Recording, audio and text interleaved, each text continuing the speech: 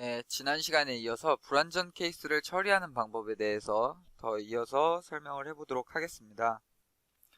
불완전 케이스를 식별하기 위한 데이터셋 분석을 시작할 때 여러분은 분석 대상 프로세스에 예상되는 시작과 종료 단계를 결정할 필요가 있습니다. 이러한 결정을 위해서 여러분은 프로세스에 관한 도메인 지식을 활용해야 하는데요.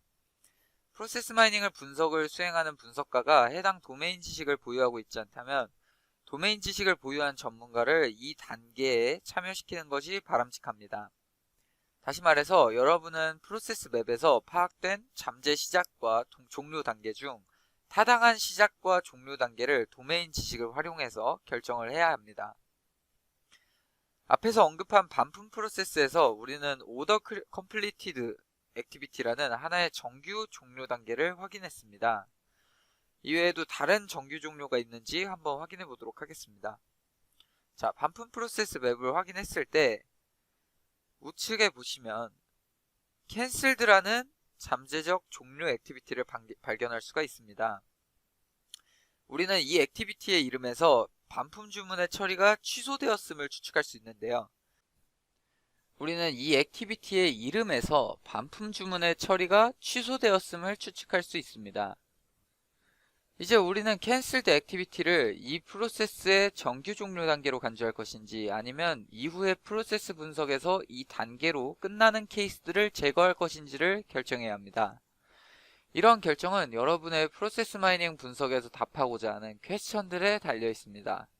앞에서 언급한 것처럼 여러분은 데이터에서 발견된 프로세스 종료 단계들을 어떻게 해석할 것인가를 명확히 판단할 수 있는 도메인 지식을 필요로 하는데요.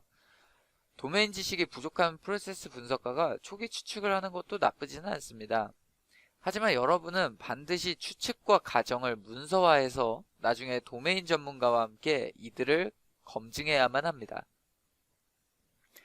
어떤 액티비티들이 시작과 종료 지점을 위한 후보가 될 수 있는지 전혀 알지 못할 때 여러분들이 시도할 수 있는 두 개의 팁이 있습니다. 자, 첫 번째로 발견된 프로세스 맵에서 종료 지점으로 향하는 점선 중에 하나를 한번 클릭해 보세요.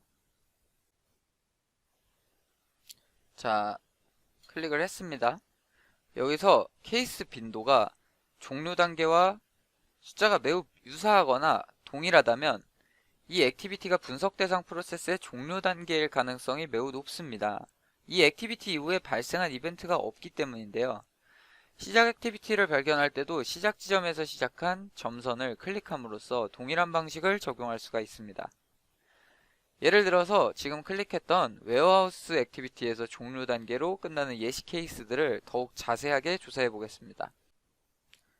경로를 선택한 뒤에 Filter for this end activity를 누르면 엔드포인트 필터가 자동적으로 설정이 되고 디스카드 모드에서 좌측은 Order Created, 우측은 웨어하우스 액티비티가 설정되어 있는 것을 확인하실 수 있을 것입니다. 필터를 적용하면 웨어하우스 액티비티로 끝난 케이스들을 따로 선별해서 확인을 할 수가 있는데요. 케이스 뷰를 통해서 이를 자세히 판단할 수도 있겠습니다. 자, 예시 케이스들을 검토한 이후에 해당 액티비티가 종료 지점으로 결정이 된다면 종료 지점으로 향하는 다른 점선들을 동일한 방식으로 조사를 해야겠죠. 반대로 만약 웨어하우스 액티비티가 종료 지점이 아니라고 했을 때는 필터의 선택을 반전을 해야 되는데요. 다시 필터 화면으로 돌아가서 자, 우측에 반전 버튼을 눌러 웨어하우스를 제외한 모든 액티비티를 선택을 해줍니다. 그런 다음에 남은 데이터셋에 대한 검토를 지속하고 프로세스 맵의 다음 점선을 클릭합니다. 이러한 방식을 통해서 여러분은 정규 종료 단계가 아닌 액티비티를 점진적으로 제거해 나갈 수 있을 것입니다. 두 번째 팁은 케이스 수행 기간에 비해 여러분의 데이터가 충분히 긴 기간을 포함할 때만 적용할 수 있습니다.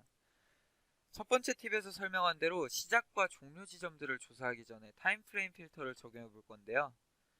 먼저 엔드포인트 필터를 적용을 했던 것을 모두 삭제를 해주고 프로세스의 종료 지점을 조사하기 위해서 타임프레임 필터를 적용해 보도록 하겠습니다. 자, 여기서 전체 타임 프레임의 첫 번째 반을 포함하도록 조절합니다. 중간에 keep case 모드는 선택된 contained in time frame을 그대로 사용을 할 거고요. 자, 이 프레임의 적용 결과 전체 타임 프레임의 두 번째 반 동안에 어떤 액티비티도 발생하지 않은 케이스들이 도출될 것입니다. 그러므로 이 필터에 적용해서 도출된 프로세스 맵은 분석 대상 프로세스의 실제 종료 단계들을 나타낼 가능성이 높습니다. 한편 이러한 타임프레임 필터는 데이터셋의 종료일 며칠 전에 수행되었던 중간 단계들을 종료 액티비티로 가지는 케이스들을 배제할 때도 활용할 수 있습니다. 그런데 반품 프로세스 데이터는 두 번째 팁을 실습하기에는 적합하지 않은 데이터입니다. 자, 필터 설정을 다시 초기화하고 통계 탭에 가보겠습니다. 통계 뷰에 가서 데이터의 시작과 끝을 확인을 해보면 시작이 2011년 11월 23일이었고 엔드가 2012년 1월 23일까지 2달 정도의 기간을 가지는 데이터라는 것을 확인할 수 있을 것입니다. 케이스 수행 기간에 비해 데이터가 충분히 긴 기간을 포함하지 않기 때문에 나중에 다른 데이터를 가지고 두 번째 팁을 실습해 보기 바랍니다. 시작과 종료 단계를 결정한 이후에 여러분은 대상 프로세스에서 완료됨이 실제로 의미하는 것에 대해서 생각해야 합니다. 완료됨은 다양한 의미를 가질 수 있고 이에 따라 필터 적용이 달라질 수 있습니다. 이제부터 완료됨의 의미에 따라 불안정 케이스를 필터링하는 4가지 방법을 실습해 볼 텐데요. 이 4가지 방법 중에 일반적으로 어떤 것이 더욱 좋고 어떤 것이 적당하다고 말할 수는 없습니다. 분석 대상 프로세스와 완료됨의 의미에 따라 여러분이 적절한 것을 선택하면 됩니다.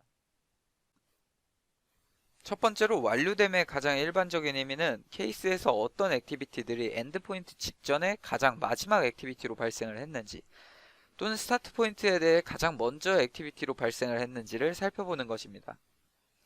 가장 최초 또는 마지막 액티비티는 점선으로 연결되어 있는데요. 이전에 설명했던 것처럼 여러분은 디스카드 케이스 모드로 엔드포인트 필터를 적용해서 특정 액티비티들의 집합으로 시작되거나 끝난 모든 케이스들을 필터링할 수 있습니다. 자, 실제로 반품 프로세스 데이터에서 엔드포인트 필터를 추가하여 좌측은 오더 크리에이티드를, 우측은 오더 컴플리티드를 선택해 봅시다. 자, 그러면 오더 크리에이티드로 시작되어 오더 컴플리티드로 끝난 케이스만이 필터링 돼서 보여질 것입니다. 이와 같이 반품 프로세스의 정규 종료 액티비티를 오더 컴플리티드로 선정하여 엔드포인트를 적용하면 전체 1338개의 케이스 중에 24%에 해당하는 333개의 케이스를 얻게 됩니다. 두 번째 방법은 마일스톤 액티비티, 즉 중요한 액티비티에 초점을 두는 방법입니다. 때때로 케이스에서 발생한 최종 액티비티가 케이스의 완료 여부를 결정하는 최고의 방법이 아닌 경우가 있습니다. 예를 들어서 반품 주문을 완료한 이후에 발생하는 저장 혹은 문서화 단계 같은 후위 액티비티들이 있을 수 있겠죠. 이러한 케이스에서는 오더 컴플리티드 액티비티가 이전과 달리 대상 프로세스의 최종 단계가 될 수 없습니다. 그러므로 앞에서 설명한 엔드포인트 필터를 적용한다면 이런 케이스는 필터링에서 빠지게 되죠. 만약 분석 대상 프로세스의 완료를 의미하는 하나 이상의 마일스톤 액티비티가 발생했는가에 주로 관심을 가진다면 여러분은 맨데토리 모드에서 어트리뷰트 필터를 이용할 수 있습니다. 이 필터를 통해서 여러분은 선택한 액티비티들 중에 하나 이상이 발생한 케이스들을 필터링할 수 있습니다. 예를 들어서 반품 프로세스 데이터에서 오더 컴플리티드를 선택하고 맨데토리 모드에서 어트리뷰트 필터를 적용해 보도록 하겠습니다. 이러한 필터 설정은 오더 컴플리티드가 발생한 모든 케이스를 필터링하겠다는 뜻입니다. 그러므로 오더 컴플리티드가 종료 액티비티가 아닌 케이스도 필터링 결과에 포함되게 됩니다. 자, 필터링 결과 이전에 적용한 엔드포인트와는 달리 333개의 케이스가 아니라 334개의 케이스가 필터링 되는 것을 확인할 수 있는데요. 프로세스 맵을 보시면 추가된 하나의 케이스가 웨어하우스 액티비티로 완료되었음을 알 수 있습니다. 웨어하우스 액티비티로 끝나는 케이스를 자세히 조사하기 위해 이 액티비티에서 시작되는 점선을 클릭해 보겠습니다. 그 후에 필터 for this end activity를 클릭해 봅시다. 자, 이 필터를 적용한 뒤에 케이스 뷰로 이동하여 해당 케이스의 수행 기록을 확인할 수 있고 오더 컴플리티드가 실제 발생했음을 알 수 있습니다. 실제로 실무 프로세스 마이닝 분석을 수행할 때도 방금 설명한 방식으로 정상 종료된 케이스를 자주 필터링합니다.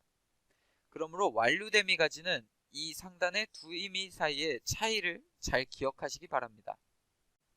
자, 세 번째 상황을 설명하기에 앞서 필터 설정을 초기화하도록 하겠습니다.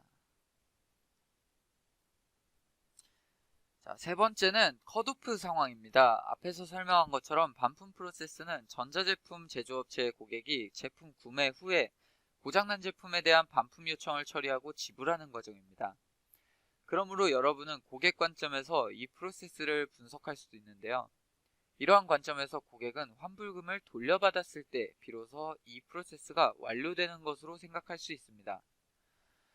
고객 관점에서 데이터를 분석하기 위해서 우리는 Payment Issued, Refund Issued, 그리고 Special Refund Issued에 집중하도록 하겠습니다.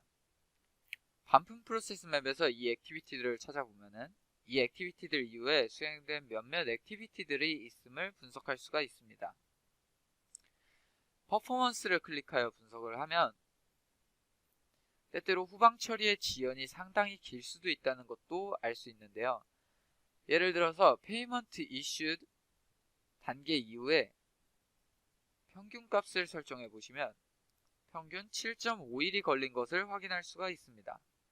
하지만 고객 관점에서 이러한 지연은 중요하지가 않습니다. 왜냐하면 고객은 환불금을 이미 Payment Issued 단계에서 받았기 때문이죠. 그러므로 고객 관점에서 반품 프로세스를 분석하기 위해 우리는 Trim Longest 모드의 엔드포인트 필터를 사용할 수가 있습니다. 필터에서 엔드포인트 필터를 설정을 해보시죠.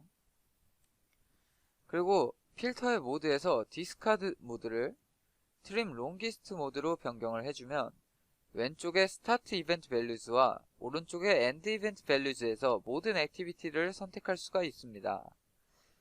스타트 이벤트 밸류즈에서는 모든 액티비티를 설정된 채로 놔두고 오른쪽 액티비티에서 우리가 아까 설정을 했던 3개의 고객 관점 액티비티를 선택을 해보도록 하겠습니다. Payment Issued와 Refund Issued 그리고 Special Refund Issued였죠. 자, 이 3개의 지불 액티비티들을 선택을 했다면 우리는 고객 관점에서 반품 프로세스를 분석할 수 있게 된 건데요. 필터를 적용해 보도록 하겠습니다. 자, 이 맵에서 결론적으로 3개의 지불 액티비티들 중에 가장 마지막에 발생한 액티비티 이후 발생했던 모든 액티비티들은 차단, 즉 컷오프 되었다고 할 수 있겠죠. 이를 통해서 3개의 지불 액티비티가 종료 단계가 되는 새로운 프로세스 맵을 발견했고 우리는 여기서 분석을 진행할 수가 있겠습니다. 자, 마지막으로 불완전 케이스를 제거한 이후에도 여러분은 데이터셋이 대표성을 갖는가를 검증하는 것을 잊지 마시기 바랍니다. 예를 들어서 80%의 케이스가 불완전할 때 여러분의 프로세스 분석을 나머지 20%의 기반을 두고 진행하는 것은 매우 위험할 수 있습니다. 만약 현재 확보된 데이터가 충분한 완료 케이스를 포함하지 않는다면 여러분은 데이터 추출 단계로 되돌아가서 추출 대상 기간을 늘려서 대표성을 확보해야 할 수도 있습니다. 자, 여기까지 우리는 프로세스 마이닝 분석에서 디스코를 활용해서 불완전 케이스를 처리하는 방법을 알아보았는데요. 다시 한번 강조하고 싶은 것은 불완전 케이스의 처리가 프로세스 마이닝 분석에서 매우 중요하다는 것입니다. 자, 그럼 다음 강의에서 뵙도록 하겠습니다. 지금까지 PMIG 강창모 매니저였습니다. 감사합니다.